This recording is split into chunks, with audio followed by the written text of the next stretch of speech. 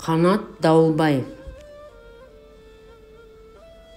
Адал болам десең, Алла жолында жіті қара, оңың менен солыңа садақа бер, шамаң келсе мұқтажға, мәз болғанша қарыныңның тоғына.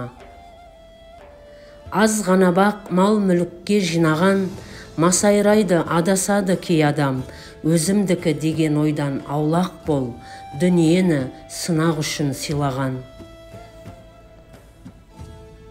Жай алмасын жөн жосықсыз сөкеттер, қанағат қыл, бергеніңе есеп бер. Мал басыңның берекесін ойласаң, хақ жолында пітір ұшыр зекет бер. Құдай жолы ниет қылсаң мал құрбан, татса сауап ғаріп міскін жарлың дәм.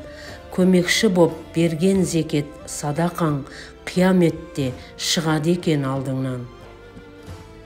Бастан бақтын таю да бірдемде, бардың құнын біл саламат жүргенде. Зекет беру бекітілген парыз боп, дін исламның ережесін білгенге.